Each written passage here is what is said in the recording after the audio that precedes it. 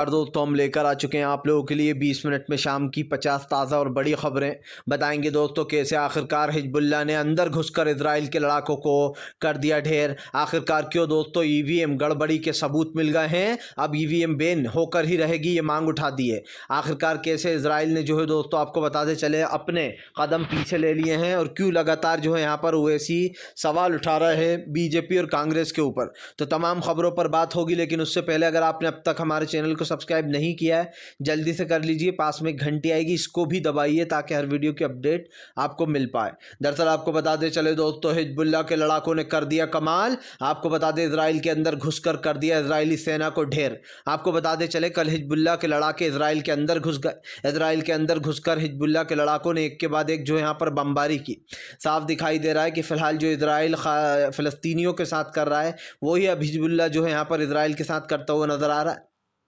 सीधी सी बात यह है कि फ़िलहाल उनके ठिकानों पर घुस के जिस तरीके से ताबड़तोड़ फायरिंग की गई है, इससे कहीं ना कहीं काफ़ी परेशान नज़र आ रहा है दोस्तों इजराइल को अब अपनी गलती का एहसास हो रहा होगा कि उसने हिजबुल्लाह से पंगा लेकर बहुत बड़ी गलती कर दी है। आपको बता दें ईवीएम करती है वोट चोरी, सिर्फ 2%, आप समझिए 2% वोट शेयर से कांग्रेस राजस्थान और मध्य जो है वो हारी है छत्तीसगढ़। तो 2% को पचाना तो फिर भी हजम हो जाता है, लेकिन मध्य प्रदेश में एक बड़े मार्जिन से हार गई कांग्रेस, जबकि वहां पर उसको पूरी उम्मीद थी कि वो सत्ता में वापस आ रही है। और अगर माहौल की बात की जाए, कई सर्वों की बात की जाए, तो उसमें भी यही दिखाई दे रहा था कि फिलहाल वापसी कांग्रेस की ही होना है। लेकिन आपको बताते चले फिलहाल अब ईवीएम चोरी के सबूत तक पेश कर दिए दिग्विजय सिंह ने कहा कि बड़े बड़े देश जापान और खास करके दोस्तों अमेरिका तो सबसे शक्तिशाली देश है, वहां पर भी ईवीएम का यूज नहीं होता। और बीजेपी हमेशा कहती है कि ये लोग ईवीएम पर सवाल उठा देते हैं, हारते हैं। तो आप ही थे वो सबसे पहले, आपके लाल कृष्ण अडवाणी, जिन्होंने कहा था जब वो 2 बार हार गए थे कि ईवीएम वोट चोरी करती है, ईवीएम की वजह से हम हारे। तो कम से कम ईवीएम, अगर पूरी विपक्षी ईवीएम पर सवाल उठा रहा है तो आप ईवीएम बंद कर दो, फिर तो विपक्ष के पास कोई मुद्दा ही नहीं रहेगा। अगर आप जब भी जीतते हो तो फिर तो विपक्ष कह ही नहीं पाएगा ना कि हम ईवीएम की वजह से हार रहे हैं। अगर आप इतने ही अच्छे और आपको लगता है कि आप बहुत मजबूत हो, ईवीएम बंद करा दो, आप बैलेट पेपर से चुनाव करा लो, पता चल जाएगा कौन कितना मजबूत है। आपको बता दे चले दोस्तों फिलहाल इजराइल और हमास के बीच में छिड़ी जंग में हमास हुआ दोस्तों खूंखार। हमास ने दागे कई रॉकेट। दरअसल आपको बताते चले हमास और इजराइल की जंग में ताबड़तोड़ फायरिंग हो रही है। इसको लेकर आपको बताते चले हमास ने जो है यहाँ पर ताबड़तोड़ तरीके से फायरिंग की।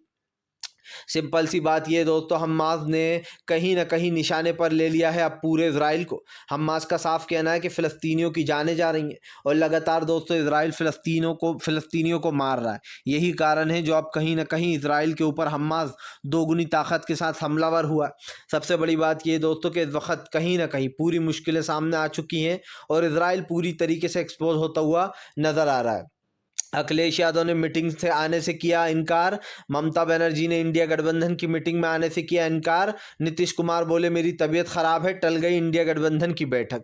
दरअसल दोस्तों ये लोग खुद ही तो मीडिया को मौका देते हैं कि मीडिया बात करे। आप समझिए मल्लिकार्जुन खड़गे ने एक मीटिंग बुलाई, जाहिर सी बात है सभी को बताया होगा, लेकिन इन लोगों ने मीडिया में कहा कि मुझे तो इस मीटिंग के बारे में कुछ पता नहीं है। अखिलेश ने भी यही कहा, ममता बनर्जी ने भी यही कहा और नीतीश ने कह दिया कि मेरी तबीयत खराब है। आपको बताते चले अब ये मीटिंग टल गई है, क्योंकि तमाम विपक्ष ने जिस तारीख के लिए हाँ बोला उस तारीख को अब ये मीटिंग रखी गई है। हालांकि दरार वरार कुछ नहीं है, सिर्फ दोस्तों कुछ लोग अकड़ दिखा रहे हैं कि अब कांग्रेस तो इन 3 राज्यों में हार गई, अब हम थोड़ी अकड़ दिखाते हैं, क्योंकि जाहिर सी बात है अगर कांग्रेस जीत जाती तो सीट बंटवारे में दोस्तों इन लोग को वो करना पड़ता इंडिया गठबंधन के अंदर। लेकिन अब कांग्रेस कहीं ना कहीं थोड़ी नरम पड़ जाएगी, क्योंकि जाहिर सी बात है वो 3 राज्य हार चुकी है, लेकिन तेलंगाना उसके अंडर में आ गया, एक बड़ा राज्य। अब आपको बताते चले ये 17 तारीख के दिन रखी गई है नेक्स्ट मीटिंग।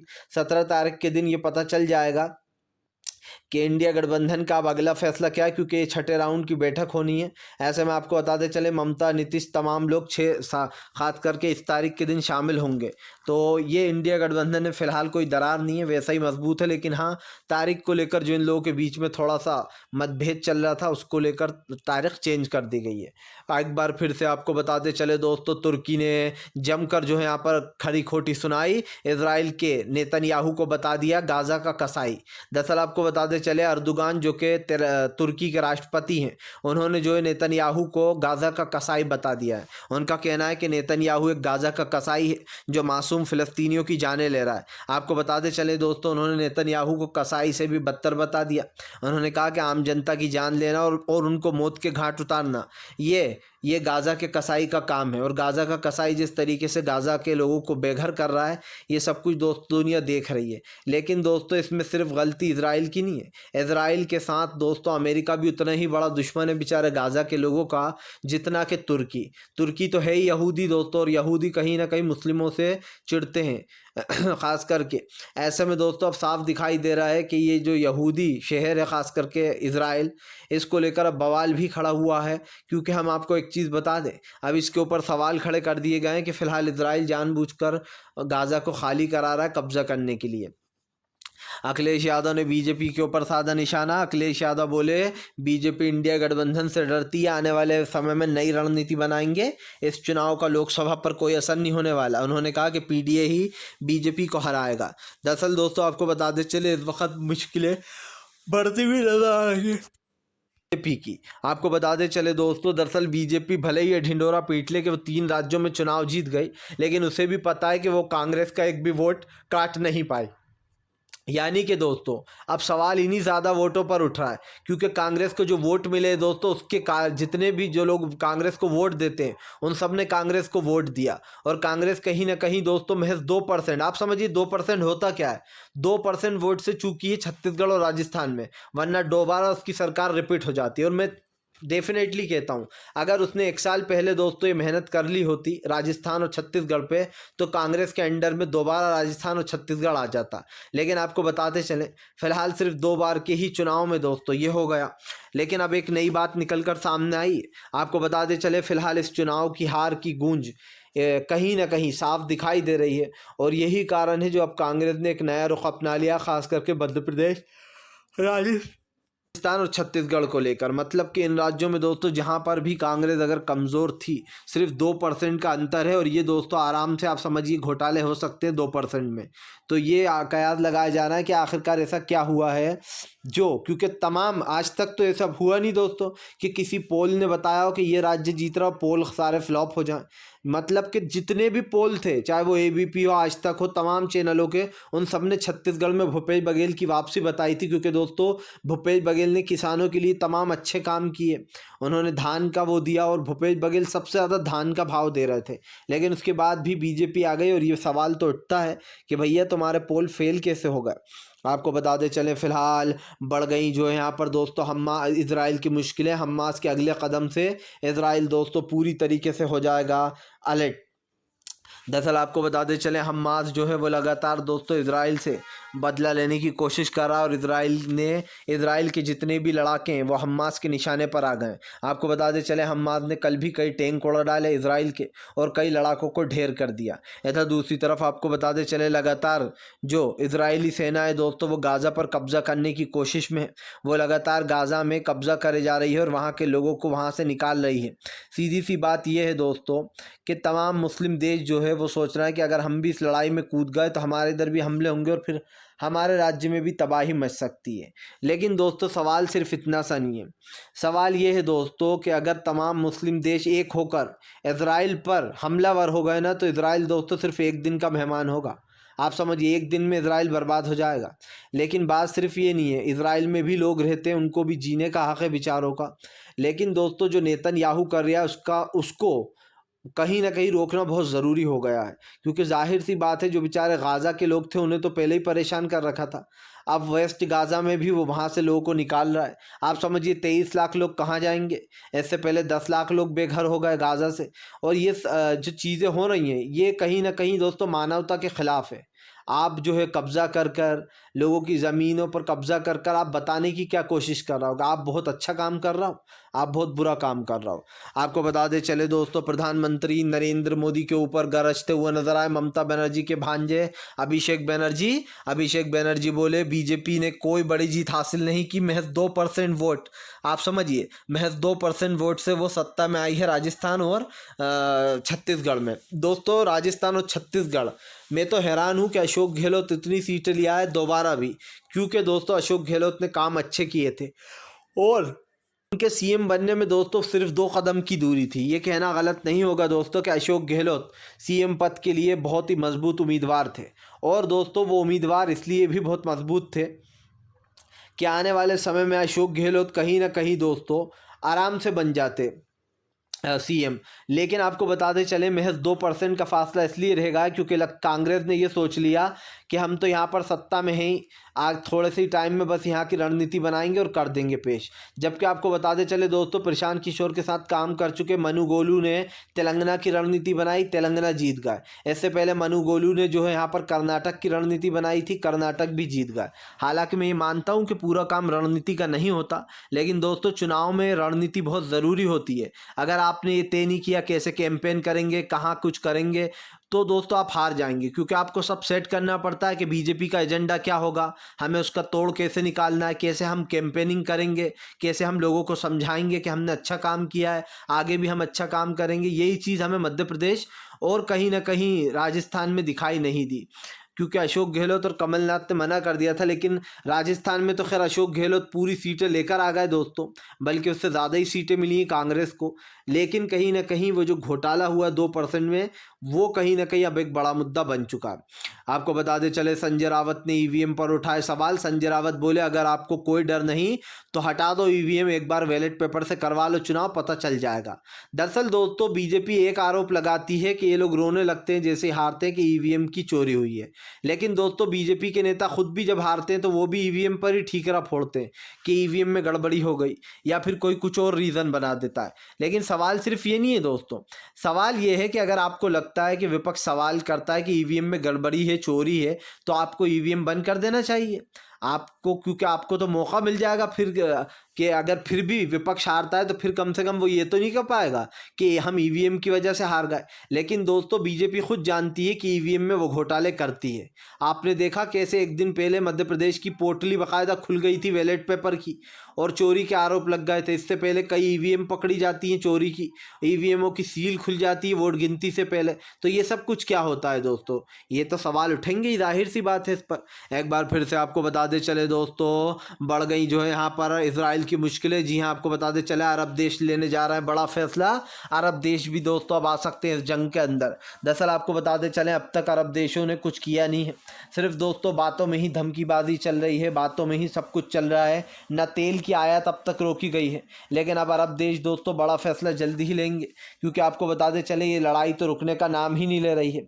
इस लड़ाई को रोकने के लिए कहीं ना कहीं सबको आगे आना चाहिए।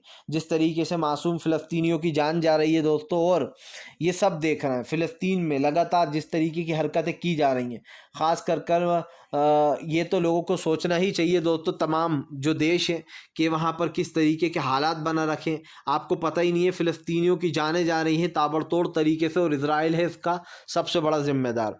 एक बार फिर से आपको बताते चले दोस्तों बढ़ने वाली है बीजेपी की मुसीबत। अब जो है यहाँ पर खोल दिया है अखिलेश यादव ने मोर्चा। अखिलेश बोले बीजेपी पूरी तरीके से हार चुकी थी चुनाव, उसको ज़्यादा सीटें नहीं मिलती। लेकिन मध्य प्रदेश में दोस्तों अखिलेश ने कहा कि अगर लोग ईवीएम पर सवाल उठा रहे हैं तो ईवीएम को बैन कर देना चाहिए। उन्होंने कहा कि बड़े से बड़े देश जो हैं, चाहे दोस्तों वो जापान हुआ या फिर अमेरिका हुआ, ये भी ईवीएम का यूज़ नहीं करते। आप समझिए दोस्तों, खुद चाइना चीन में भी इस मशीन का यूज़ किया ही नहीं जाता खुद, जबकि चीन ने बनाई है मशीन। तो क्या दोस्तों ये सवाल नहीं उठना चाहिए? क्या चिप खुद चुनाव आयोग ने भी माना है कि चिप वाली मशीनें हैक हो सकती हैं। और सबसे बड़ी बात ये है दोस्तों कि फ़िलहाल बात ये नहीं है कि हैक होती हैं या नहीं, बात यह है कि ईवीएम में घोटाले तो होते हैं, और ये हमने कई बार देखा है। ईवीएम चोरियां हो जाती हैं, सीलें खुल जाती हैं, तमाम तरीके के मुद्दे उठ जाते हैं ईवीएम पर। तो ईवीएम फिर से एक बार तुल पकड़ चुका है, और ये इस वक्त का सबसे बड़ा मुद्दा भी बन चुका है। मुझे ऐसा लगता है ईवीएम को बैन होना चाहिए, क्योंकि बैलेट पेपर से जब चुनाव होते थे दोस्तों तो एक अलग ही माहौल रहता था। आपको बता दें चले दोस्तों फ़िलहाल हिजबुल्लाह ने दे दी इजराइल को चेतावनी। हिजबुल्लाह बोला बर्बाद करके छोड़ेंगे इजराइल को अपनी गलती का एहसास होगा। आपको बता दें चले हिजबुल्लाह ने सीधी सीधी धमकी दे डाली है। हिजबुल्लाह का कहना है कि हम इजराइल को बर्बाद कर देंगे, और इजराइल की इस हरकत का जवाब भी उसे मिलेगा। आपको बता दें चले कहीं ना कहीं हिजबुल्लाह के इस बयान के बाद पूरी तरीके से दोस्तों खौफ में आ चुका है। इसराइल को ये धमकी हिजबुल्लाह ने ऐसे वक्त पर दी है दोस्तों जब इसराइल के हालात बिगड़े हुए हैं। आपको बता दें चले ताबड़तोड़ हमास भी हमले कर रहा है, उधर से इसराइल भी कर रहा है। लेकिन एक चीज़ तो साफ़ हो गई है कि दोस्तों इसराइल के इन हमलों से हमास की बोलती बंद हो चुकी है और इसराइल की बोलती बंद हो चुकी है और कहीं ना कहीं ये साबित हो चुका है कि इसराइल फेल हो रहा है हमास के सामने। आपको बताते चले दोस्तों प्रधानमंत्री नरेंद्र मोदी के ऊपर उठा दिए विपक्ष ने सवाल। जी हाँ, संसद में मचा फिर से एक बार बवाल। दरअसल आपको बताते चले संसद में कश्मीर बिल को लेकर ओवैसी भड़क गए। ओवैसी ने जो है यहाँ पर बीजेपी के ऊपर फिर से भड़ास निकाली। ओवैसी ने कहा कि कश्मीरी पंडित से लेकर मुसलमान तक हर कोई कश्मीर में परेशान है और आप लोग नए नए बिल लाकर उनको और परेशान करते हो। ओवैसी ने सवाल उठाया कि जिस तरीके की ये लोग बातें कर रहे हैं इसका कोई मंसूबा या मकसद दिखाई नहीं देता है। असदुद्दीन ओवैसी ने बीजेपी के ऊपर निशाना साधते हुए कहा कि बीजेपी वहाँ के एक एक सदस्य की नागरिकता चेक कैसे करेगी, मतलब लोगों को कौन क्या है। ऐसे में ओवैसी ने कहा कि कश्मीर के लोग शुरू से ही परेशान हैं और बीजेपी ने कोई तीर नहीं मारा है बिल लाकर। आपको बता दें चले दोस्तों फिर से एक बार जो है यहाँ पर हूती विद्रोही कर सकते हैं इसराइल के साथ बड़ा कांड। जी हाँ, आपको बता दें इसराइल को लगा हूती विद्रोहियों से डर। दरअसल दोस्तों हूती विद्रोहियों का साफ है वो किसी से नहीं डरते हैं। अगर उनको हमला करना होता है दोस्तों हूती को तो वो बेखौफ होकर कर देते हैं और यही कारण है दोस्तों जब हूती विद्रोहियों की मुश्किलें बढ़ती हुई नज़र आ रही हैं इसराइल की, क्योंकि हूती विद्रोही दोस्तों आपको बताते चलें जल्दी ही हमला कर सकते हैं। और ऐसे में दोस्तों अगर ये हमला हो जाता है तो एक बात तो तय हो जाएगी कि फ़िलहाल दोस्तों यहाँ पर सबसे बड़ा नुकसान खुद बीजेपी का होता खुद इसराइल का होता हुआ नज़र आएगा। क्योंकि आपको बताते चले दोस्तों अब इसराइल सोच में है कि आखिरकार अब क्या होगा। सीधी सी बात यह है अब कहीं ना कहीं दोस्तों एक बड़ी मुश्किल में पड़ सकता है इसराइल, क्योंकि इसराइल के पास अब कोई और रास्ता बचा नहीं है और इसराइल अपनी कहीं ना कहीं वो खोता चला जा रहा है जो लोग उसके समर्थन में थे। ऐसे में आने वाले समय में इसराइल की ये मुश्किलें दोस्तों और भी बढ़ने वाली हैं। आपको बताते चले दोस्तों फिलहाल बढ़ गई मुश्किलें। कांग्रेस के आला कमान ने दोस्तों मल्लिकार्जुन खड़गे ने कमलनाथ को कर दिया बाहर। दरअसल आपको बताते चले बताया जा रहा है कमलनाथ का पत्ता अब कटने वाला है। वैसे भी दोस्तों ये कमलनाथ की ज़िंदगी का आखिरी चुनाव था। अब कभी भी कमलनाथ को सीएम फेस नहीं बनाएगी कांग्रेस और अब कहीं ना कहीं मध्य प्रदेश में बदलाव की ज़रूरत भी है। लेकिन एक चीज़ तो साफ़ है कि फ़िलहाल कमलनाथ ने जो कमी छोड़ी है दोस्तों सबको दिखाई देती है। कमलनाथ दोस्तों उनका एक एटीट्यूड रहा है हमेशा से और वो एटीट्यूड बहुत गलत है, राजनीति में नहीं होना चाहिए। अगर आपके साथ कोई मिलकर काम करता है तो आपको उससे अच्छे से बात करना चाहिए, क्योंकि जाहिर सी बात है आने वाले समय में ये चीज़ें बदलने वाली हैं और जब चीज़ें बदलती हैं दोस्तों तो आंकड़े भी बदल जाते हैं। तो मुझे ऐसा लगता है कम से कम इन चीज़ों पर गौर देना चाहिए। फ़िलहाल देखना ये भी होगा कि आने वाले समय में क्या कुछ होगा। लेकिन एक चीज़ तो साफ़ हो चुकी है कि फ़िलहाल दोस्तों अब राजनीति बदल चुकी है, राजनीति का मकसद बदल चुका है। राजनीति में कुछ और चीज़ें होनी बाकी हैं जो कि आने वाले समय में होंगी, ख़ास कर चुनाव के बदलाव पर जो सवाल उठे उनके जवाब चाहिए लोगों को और ये जवाबों के सवाल तो सिर्फ बीजेपी ही दे सकती है। आपको बताते चले दोस्तों फिलहाल शिवसेना के संजय रावत ने की बड़ी भविष्यवाणी। संजय रावत बोले फिलहाल बीजेपी का सपना कभी पूरा नहीं होगा, वो कांग्रेस को कभी ख़त्म नहीं कर पाएगी, बल्कि उल्टा कांग्रेस ने साउथ से दोस्तों बीजेपी को ख़त्म कर दिया है। आपको बताते चले अब साउथ में कहीं पर भी बीजेपी नहीं है। इसका मतलब ये है कि आने वाले जब लोकसभा चुनाव आएंगे दोस्तों तो उसमें बीजेपी पूरी तरीके से हमें बैकफुट पर नज़र आएगी। सिंपल सी बात ये दोस्तों कि हालांकि इन चुनाव का कोई असर नहीं पड़ता, लेकिन जैसे कि मैंने पहले भी कहा कि साउथ की जगहों पर अब कहीं ना कहीं प्रधानमंत्री को वोट मिलने से रहे। इसका सबसे बड़ा रीज़न मैं आपको बता दूं 2024 में भी यही होगा। आप देखना कांग्रेस के समर्थन में वोट डालेगा पूरा साउथ, जितने भी राज्य आते हैं साउथ में, क्योंकि दोस्तों वहाँ पर कांग्रेस का दबदबा इसलिए है कि वहाँ पर दोस्तों लोग हिंदू मुसलमान की चपेट में नहीं आते। आप माने या न माने दोस्तों बहुत सारे वोटर ऐसे भी होंगे जिन्होंने मध्य प्रदेश में सिर्फ बीजेपी के हिंदुत्व की वजह से उसे वोट दिया है, क्योंकि बीजेपी ने लोगों के दिमाग में इतनी ज़्यादा वो भर दी है हिंदुत्व की दोस्तों बातें कि बहुत सारे लोग तो सोचते हैं कि जो बीजेपी का हिंदुत्व है वही सही है और बहुत सारे लोग इसी के लिए वोट डाल देते हैं बीजेपी को। फिलहाल आप इसके बारे में क्या सोचते हैं कमेंट बॉक्स में बताइए। वीडियो अच्छा लगे तो लाइक कीजिएगा, चैनल पर पहली बार आए सब्सक्राइब करिए ताकि ऐसे